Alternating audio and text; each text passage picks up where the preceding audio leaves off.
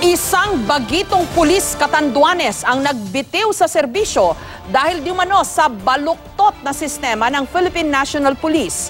Ibinunyag din niya na totoo raw ang mga di umano'y extrajudicial killings at pagtatanim ng ebidensya sa mga drug operations sa kanilang probinsya. Samantala, isang dating konsehal naman na sangkot di umano sa iligal na droga ang inaresto ng mga pulis sa isang operasyon sa Pangasinan. May report si Emil Sumangil. Siya si Police Officer 1 Vincent Tacorda ng PNP Regional Office 5 sa Catanduanes. Bagitong pulis pero hindi pa man niya natatamasa ang rurok ng kanyang karera. Nag-resign na siya sa serbisyo. Ang dahilan ni Tacorda, dismayado siya sa baluktot di umanong sistema ng kinabibilangan niyang organisasyon. Tumangging umarap sa kamera si Tacorda pero kwento niya, totoo raw ang mga extrajudicial killing sa Catanduanes. Sa mga rason ma'am na nag-resign ako, hindi ko na kaya ma'am, hindi ko na kaya ang pressure, hindi ko na kaya ma'am ang sistema. Abo ko na sa PNP. Inutusan din daw sila ni dating PNP Catanduanes, Provincial Director Jesus Martires, na itago ang ilang pera at droga na nakukuha sa mga operasyon na gagamitin daw bilang dagdag pondo sa susunod na operasyon. Dagdag pa ni Tacorda, totoo ang pagtatanim ng mga ebidensya sa mga police operation. Wala pang tugon si Martires sa mga pahayag ni Tacorda.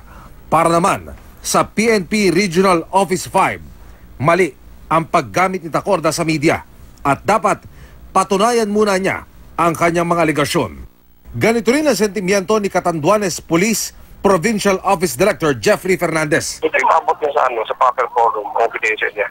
Ipoproseso pa raw sa PNP Regional Office 5 at sa Cab Crame ang resignation ni Tacorda, kaya itinuturing pa rin siyang aktibong pulis. Sa pagpapatuloy ng kampanya kontra droga ng pulisya, isang dating konsehal na sangkot umano sa illegal na droga ang naaresto sa Urdaneta City, Pangasinan. Sa ikinasan raid, ilang sachet ng hininalang shabu na recover sa property ni ex-councilor Mark Joseph Andrade. Sila yung malaking distributor ng drugs doon sa Urdaneta, particularly doon sa 5th and 6th District. Tumanggi magbigay ng pahayag ang kampo ni Andrade. Sa La Union naman, napatay ng mga hindi pa nakikilalang gunman ng dating Vice Mayor ng bayan ng Santo Tomas na si Vincent Rafanan. Dead on arrival sa ospital si Rafanan at kasama nitong si Beatriz Sakamoto. Ayon sa mga pulis, nasa top 5 ng kanilang drug watch list si Rafanan at dati na nila itong kinukumbinsing sumuko. Tatlo naman ang patay sa search operation ng pulisya sa Corimao, Ilocos Norte.